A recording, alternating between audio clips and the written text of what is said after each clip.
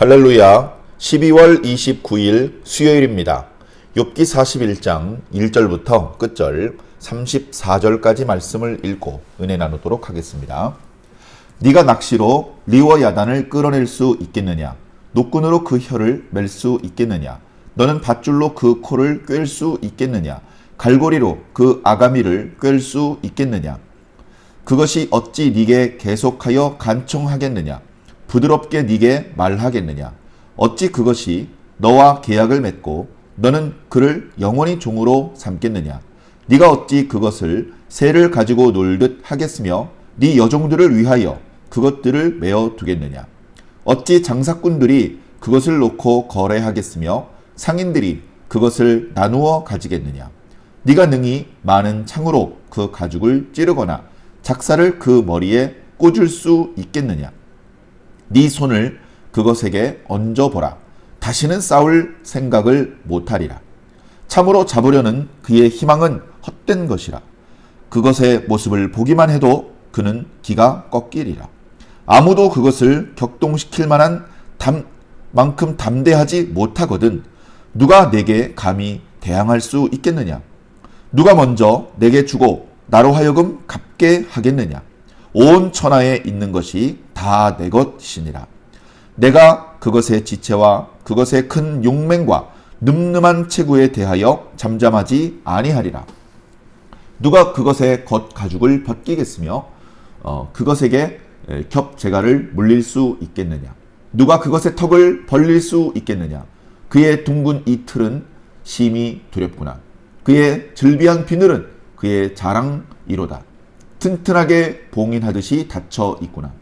그것들이 서로 달라붙어 있어 바람이 그 사이로 지나가지 못하는구나. 서로 이어져 붙었으니 능히 나눌 수도 없구나. 그것이 재채기를 한즉 빛을 발하고 그것의 눈은 새벽의 눈꺼풀빛 같으며 그것의 입에서는 횃불이 나오고 불꽃이 튀어나오며 그것의 콧구멍에서는 연기가 나오니 마치 갈대를 태울 때에 솥이 끓는 것과 같구나. 그의 입김은 숯불을 지피며 그의 입은 불길을 뿜는구나. 그것의 힘은 그의 목덜미에 있으니 그 앞에서는 절망만 감돌 뿐이구나. 그것의 살 껍질은 서로 밀착되어 탄탄하며 움직이지 않는구나. 그것의 가슴은 돌처럼 튼튼하며 맷돌 아래짝같이 튼튼하구나. 그것이 일어나면 용사라도 두려워하며 달아나리라. 칼이 그에게 꽂혀도 소용이 없고 창이나 투창이나 화살촉도 꽂히지 못하는구나. 그것이 쇠를 지푸라기같이 놋을 썩은 나무같이 여기니 화살이라도 그것을 물리치지 못하겠고 물맷돌도 그것에게는 겨같이 되는구나. 그것은 몽둥이도 지푸라기같이 여기고 창이 날아오는 소리를 우습게 여기며 그것의 아래쪽에는 날카로운 토기 조각 같은 것이 달려있고 그것이 지나갈 때에는 진흙 바닥에 도랫개로 친 자국을 남기는구나. 깊은 물을 솥에 물이 끓음 같게 하며 바다를 기름병같이 다루는도다. 그것의 뒤에서 빛나는 물줄기가 나오니 그는 깊은 바다를 백발로 만드는구나. 세상에는 그것과 비할 것이 없으니 그것은 두려움이 없는 것으로 지음 받았구나. 그것은 모든 높은 자를 내려다보며 모든 교만한 자들에게 군림하는 왕이니라. 아멘.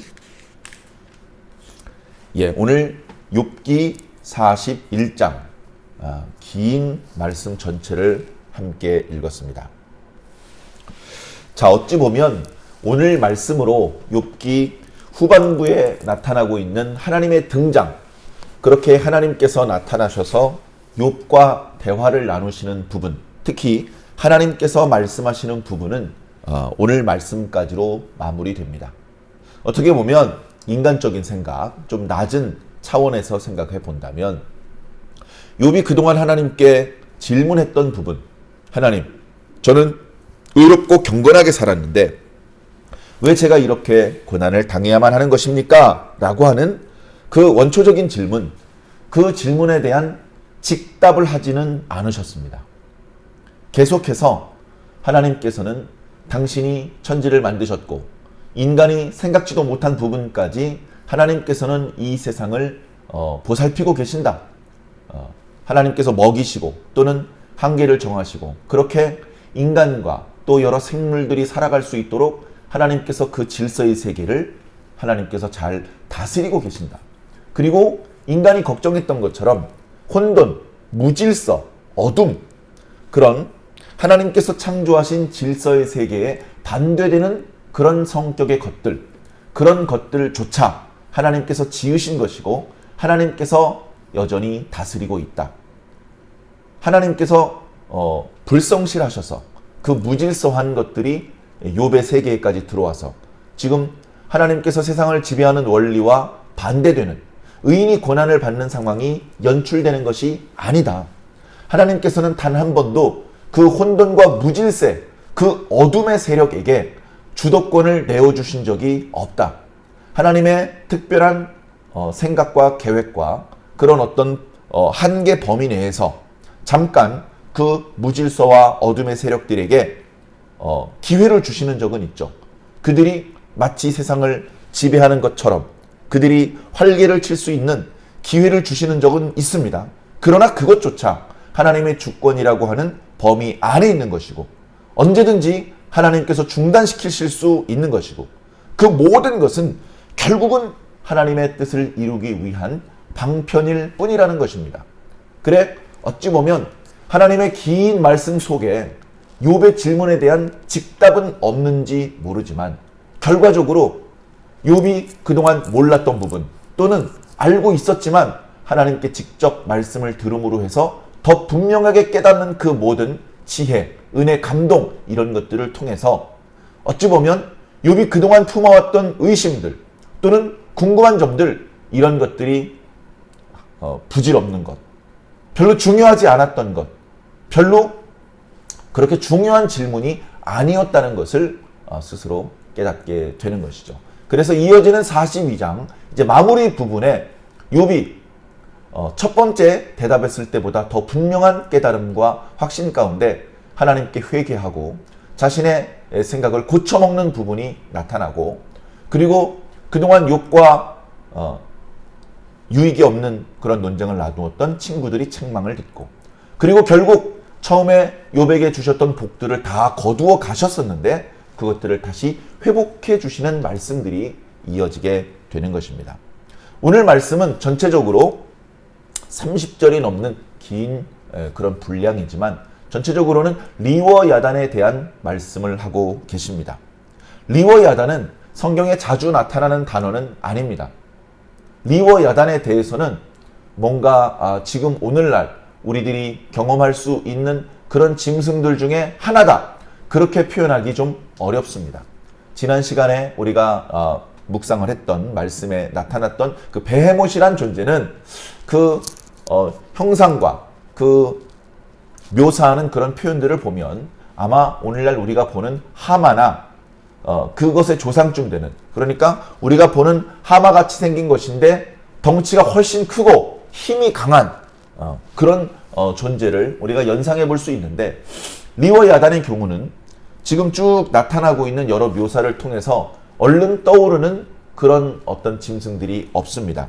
그래서 어떤 부분은 그의 이빨이 강하고 턱의 힘이 세다고 표현하신 것을 보니 어쩌면 우리 주변에 악어와 같다 그렇게 말하는 그런 분도 있고 또 비늘이 있다 또 이런 표현들 때문에 또 뭐 물고기나 또는 뱀 같은 종류가 아니겠느냐 뭐 그렇게 말하는 분도 있고 또는 상상의 동물 용 우리가 동양에서 보면 용을 그 상상의 동물을 실감나게 이렇게 그린 그림들이 있지 않습니까? 예컨대 그런 그림을 연상해 보게 되는 그런 묘사들이 쭉 이어지고 있는 것이죠. 그래서 이것을 뭐 사탄 마귀를 이렇게 묘사하는 그런 존재다. 이렇게 말씀하시는 분도 있는데 어찌됐건 중요한 건 그것이 아니죠. 결국은 이 리워 야단이라는 존재가 무척 강하고 인간이 감당할 수가 없고 그래서 인간이 두려워하고 그런 두려움 때문에 하나님을 알지 못하는 인간들 중에서는 이 리워 야단의 존재를 숭배하는 그런 어처구니 없는 모습마저 나타나고 있지만 그러나 결국은 무엇이냐? 이 리워 야단조차도 하나님께서는 두려워하지 않으신다. 하나님께서는 자유자재로 이 리워야단을 통제할 수 있는 분이다. 그렇게 하나님은 강한 분이다. 그것이 어떻게 보면 오늘 말씀의 핵심입니다. 근데 물론 더 많은 분량에서는 리워야단이 얼마나 강하고 무서운 존재인지에 대해서 말하고 있죠. 한번 몇 가지 말씀들을 살펴보겠습니다. 먼저 앞부분에는 이 리워야단의 존재에 대해서 너희들이, 욥이, 인간들이 그것을 붙잡을 수 있겠느냐? 리워야단이 저기 지금 풀려서 돌아다니고 있는데 그것을 체포할 수 있겠느냐?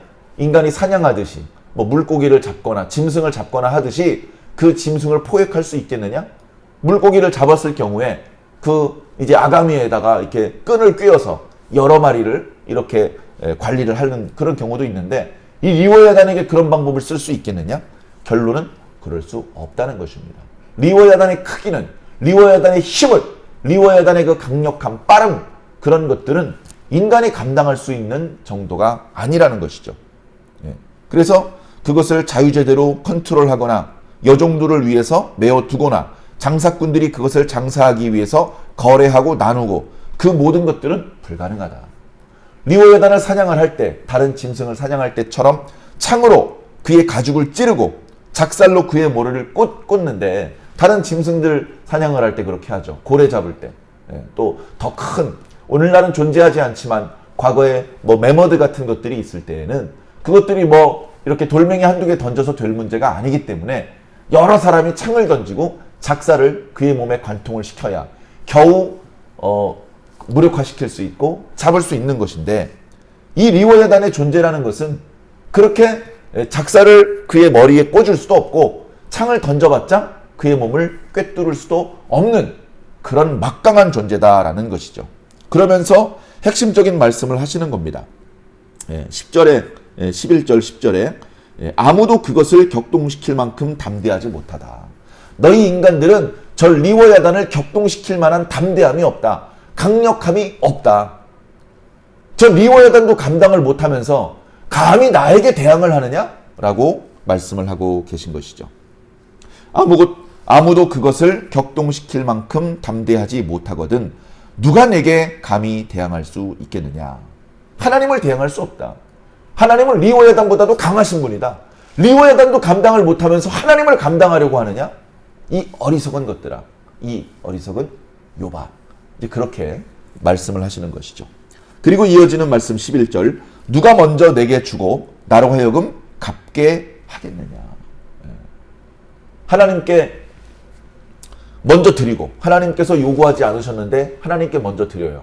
또는 하나님께서 뭔가 필요할 때에 하나님께 드려요. 하나님 이거 필요하시죠? 드려. 하나님께서 그걸 필요로 하시다는 것을 미리 알아채고 그걸 먼저 드립니다. 그리고 하나님께서 도움을 받았으니까 보답을 하겠죠? 그래서 예를 들어서 100만 원을 도움을 받았다면 100만 원만 돌려주시는 분은 아니겠죠. 1000만 원, 뭐 1억 원, 더 큰 돈으로 더 큰 것으로 보상을 해주시겠죠. 그런데 너희 인간들 중에 누가 내가 베풀기 전에 먼저 너희들이 나에게 먼저 주고 그 다음에 돌려받을 수 있는 사람이 있겠느냐? 이 질문에 대한 답은 그럴 수 있는 사람은 없다. 이 말씀은 로마서 11장에도 나타납니다. 누가 하나님께 먼저 드리고 나중에 돌려받을 수 있는 사람이 있겠느냐? 그럴 수 있는 사람은 없다. 결론적으로 우리는 하나님께서 무슨 일을 하시는지 모릅니다. 하나님께서 무엇을 필요로 하시는지 모릅니다. 하나님께 먼저 드릴 수 있는 사람은 이 땅에 아무도 없습니다. 하나님께서는 인간의 도움을 받으실 필요가 없어요. 목사님, 하나님께서 이사야의 글에 보면 누가 나를 위하여 갈고 뭐 이렇게 사람에게 부탁을 하시는 모양이 나타나지 않습니까? 하나님께서 없으셔서 도저히 방법이 없어서 그렇게 하신 것이 아닙니다. 하나님께서는 모든 방법이 있으십니다. 그러나 그때 그 이사야 선지자를 통해서 일하기를 원하셨고 이사야 선지자에게 복을 주기 원하셨고 그에게 선지자라는 사명을 주기 원하셨기 때문에 그때 이사야 선지자에게 큰 은혜를 베푸셔서 그의 영적인 눈을 떠서 하나님의 회의석상에서 하나님께서 하시는 말씀을 듣게 하셨던 겁니다. 그 음성을 듣고 감동되었던 이사야가 주여 제가 여기 있나이다 나를 보내소서라고 그렇게 답을 했던 것이죠.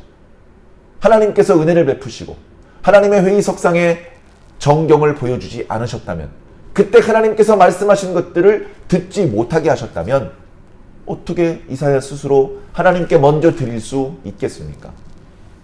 다 하나님께서 하신 일입니다. 다 하나님께서 먼저 우리들에게 베풀어 주신 것입니다. 우리는 먼저 드리고 받는 것은 불가능하고 하나님께 받은 것에 대해서 보답해 드리는 것조차 불가능합니다. 우리가 양심이 있기 때문에, 정상적인 정서가 살아있기 때문에 하나님께 사랑받고 용서받고 은혜를 입으면 감사하는 마음이 마음속에서 일어납니다. 그런 감사하는 마음은 우리에게 은혜를 베풀어 주신 하나님께 뭔가 보답하고 싶은 마음이 들게 됩니다. 그래서 우리는 여러 가지 선을 행하기도 하고, 하나님께서 부탁하신 것에 대해서, 하나님께서 명령하신 것에 대해서, 하나님께서 맡기신 것에 대해서 충성을 다하기도 합니다. 그런 우리의 선행과 충성은 복을 받기 위한 방법이 아닙니다.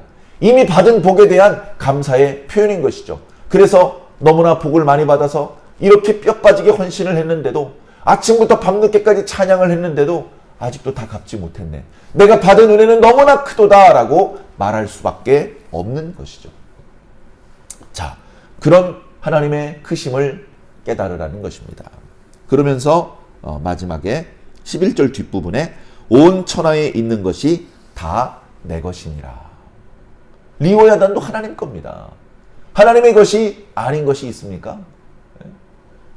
어리석은 사람들이 예수님을 궁지에 빠뜨리려고 그 누구도 뾰족한 답을 찾아내지 못했던 질문을 들고 왔습니다. 그러면서 세금을 가이사에게 바치는 것이 옳습니까? 옳지 않습니까? 그렇게 물어봤습니다. 바치라고 하면 민족을 배반하고 이민족들에게 굴복을 하는 그런 사람이다.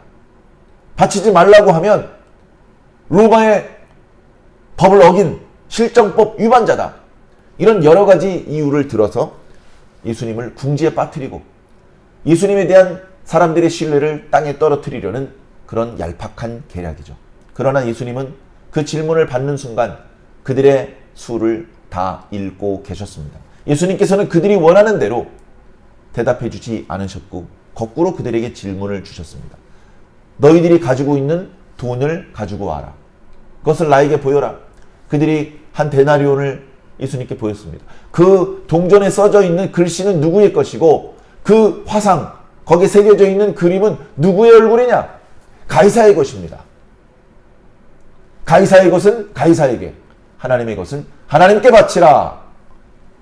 예수님께서 그렇게 답을 했을 때 예수님을 궁지에 빠뜨리려고 이 질문이 예수님도 어찌할 수 없는 난처한 질문이라고 생각했던 사람들은 크게 당황했습니다. 예수님 답변에 조금 더 흠을 잡을 수 없었습니다.